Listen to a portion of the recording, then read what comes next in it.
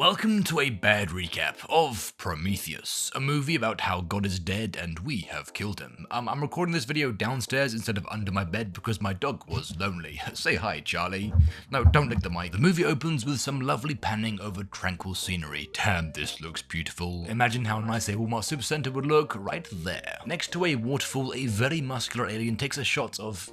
Ugh. I guess that alien was a lightweight because that single shot was enough to end his day drinking. And his life. It breaks down his DNA, his body disintegrates, and he falls into the water below, where his DNA starts to recombine to create life. This is actually DLC for the Bible. We then jump forward in time to the year 2089 and see a recording of my colonoscopy. This is Elizabeth and Charlie, two archaeologists who have made a grand discovery in cave paintings across the world.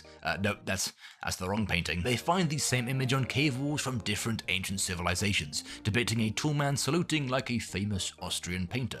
They interpret these drawings as a map to the homeworld of humanity's creators, so an expedition is funded to go say hi. 4 years later, the research vessel Prometheus is 327 trillion kilometers from Earth. The exact same distance I'm not allowed to be within of a school. Its crew of scientists are in cryosleep while the ship is monitored by David, an artificial android who spends his free time learning ancient languages, watching Fernando Alonso's Sigma edits, and spying on the dreams of the crew. Okay, yeah, that's kind of weird. This guy's definitely a freak. Oh wait, he's bald? Why didn't he say? Eventually they reach their destination, so David wakes everyone up. The other crew members are kind of rude to David, treating him like trash. Why are they so mean? Don't they know he's a baller? They gather for a mission brief from the director because apparently they signed up for 2 years of space travel without asking why. She plays a recording from the man who funded their mission, and he explains that, if you're watching this recording, I am dead, and am definitely not hiding in the walls of your ship.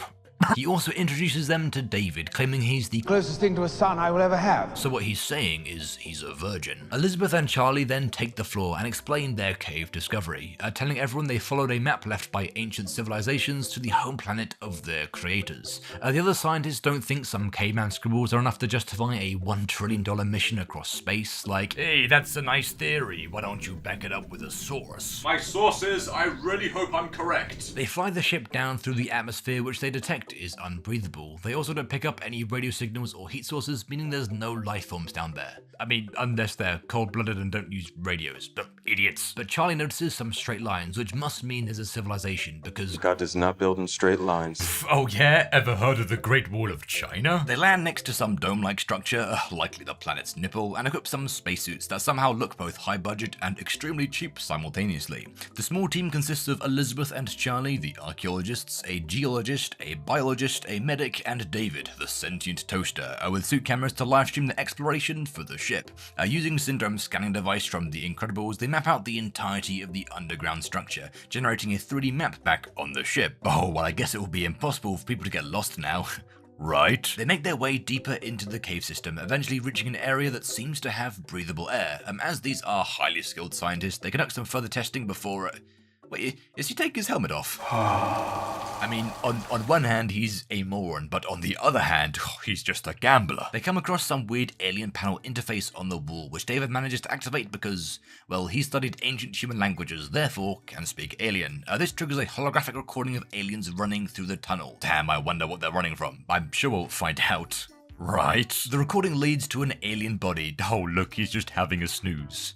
Wait, where's his head? The geologist starts freaking out because if he isn't looking at a rock, he's limp in the cock. So he heads back to the ship with the biologist. Oh, I'm sure they won't get lost since they already have the entire structure mapped out.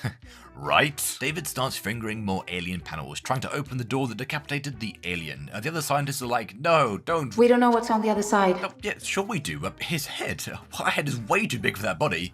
Oh, that's just a statue. Oh, there's the head. That makes more sense. Other than the funny Easter Island head, the room is filled with mysterious cylinders that start sweating and leaking goo. Just like, no, that joke isn't even funny. I can't say that. Oh, David, stop fingering everything you see. Back on the Prometheus, they detect a massive storm, so order everyone back to the ship. So they leave with the alien head, and David steals one of the goopy cylinders. They make it back to the ship just before the storm hits and begin decontaminating themselves when they realize the geologist and biologist are still in the structure. But how? I mean, they have the entire thing being mapped out and their suits are constantly being tracked on the ship. Ugh, that's like me getting lost going from the hot tap to the cold tap. The captain says they can't rescue them until the storm passes, so they have to survive the overnight cave challenge. Ugh, the rest of the crew must be really upset about leaving 2 men behind. Nope, they don't care. They conduct a scan on the alien head to reveal it's wearing a helmet, which they remove to reveal...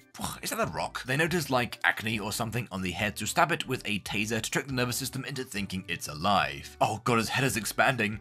Oh, maybe he's thinking, yeah. Oh no, he's thinking too hard!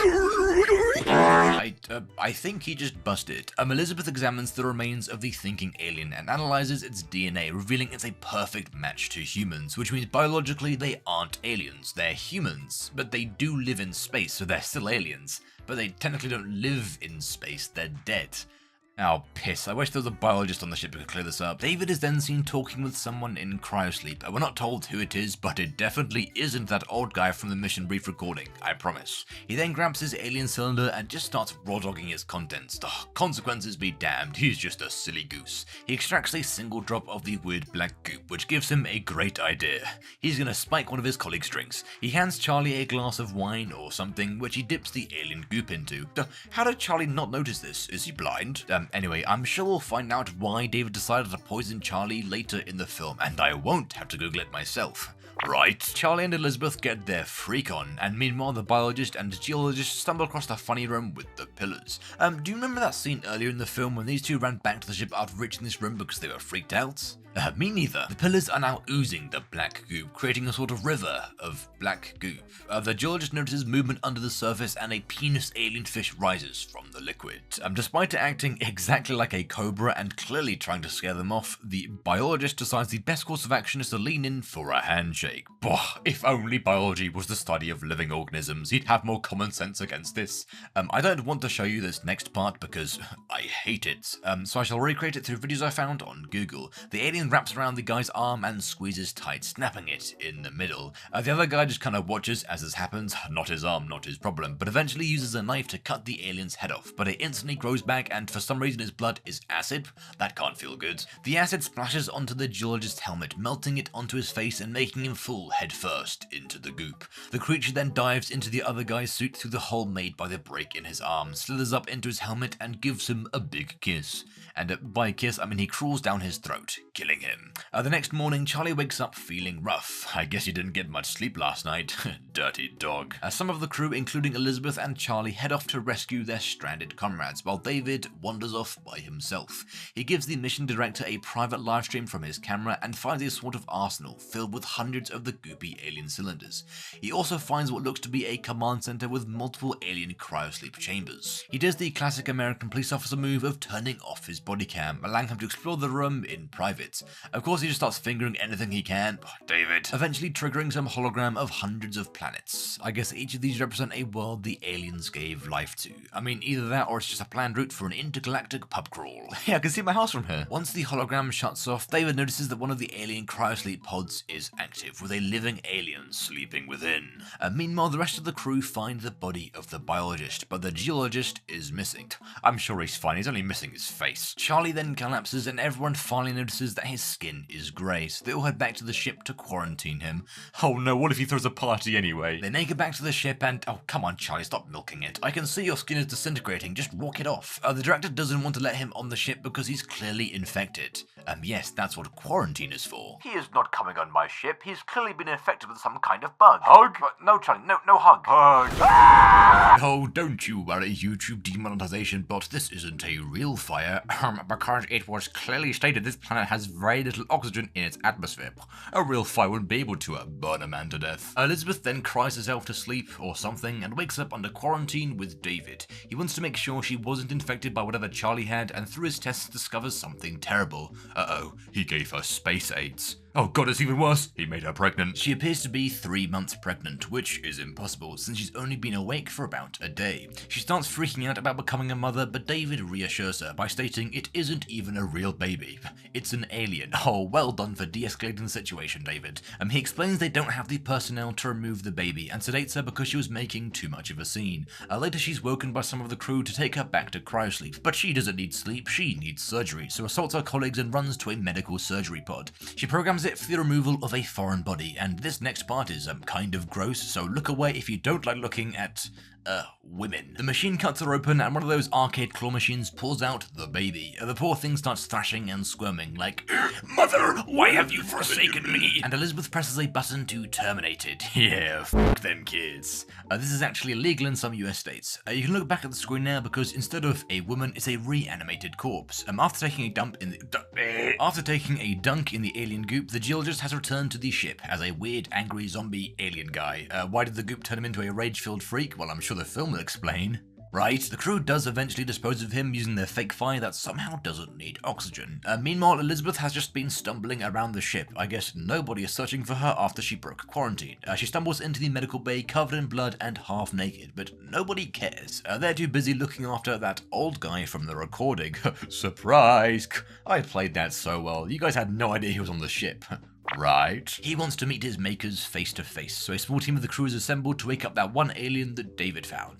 I'm sure he'll appreciate that. Elizabeth joins them on their excursion because, well, it's already been like, 5 minutes since her major surgery, so she's fine. It's also revealed that the mission director is the old guy's daughter, but I literally don't care, and neither should you. They walk through the arsenal with the hundreds of cylinders, and the crew back on the ship realize what they're inside of. By checking their 3D model, they discover they're inside of a giant ship, loaded with enough funny black cylinders to wipe out hundreds of planets. Well, at least France will be destroyed. David wakes the alien from his cryosleep and he stands before his creations, towering over them like a tall alien. Oh, what a lovely moment of bonding between grandson and grandfather. This must be a traditional greeting on their planet. Nope, that just seems like mass murder. The alien kills everyone, except from David, who he just unplugged, and except from Elizabeth, who managed to run away despite her lower torso being held together by staples. The alien then begins powering up his planet-destroying ship, setting his destination for Earth. Seems like an overreaction. I mean, all we did was wake him up. The ground begins opening up, so Elizabeth has to jump to reach the ship. Again, she had major surgery like 20 minutes ago. She warns the others what the alien ship is carrying and where it's headed, telling them they have to stop it no matter what. The director abandons ship, allowing the captain and 2 pilots to give in to the masculine urge of self-sacrifice.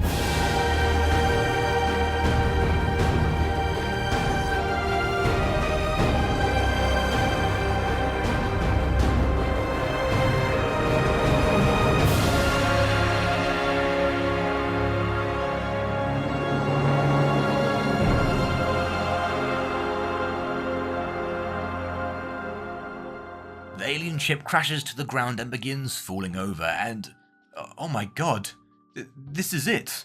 I'm finally witnessing the Prometheus school of running away from things.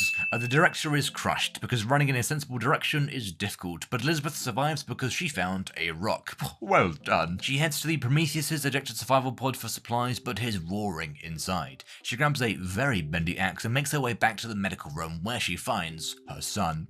Look how big he's gotten. Come on, give him a hug, Elizabeth. I'm sure he doesn't bite. She then gets a DM from David telling her to run. The alien survived his crash landing and is very upset. He breaches the mini-ship and lunges at Elizabeth, but he had no idea this was a 2v1. She releases her son on him, and again, this part is gross, but while she escapes, the big tentacle monster overpowers the alien and kisses him really hard down the throat, killing him. She makes her way to find David, who apparently has Bluetooth arms, and he tells her there are more ships underground. He knows how to fly them, somehow, and he can take her home. But she doesn't want to go home. She wants to go find more of her alien creators to ask why, because that worked out so well last time. Before they leave, she sends a message out into space for anyone who's listening, but they forgot to play Linkin Park, so I don't think it will work. And the final scene of the movie shows a black alien emerging from the body of the white alien.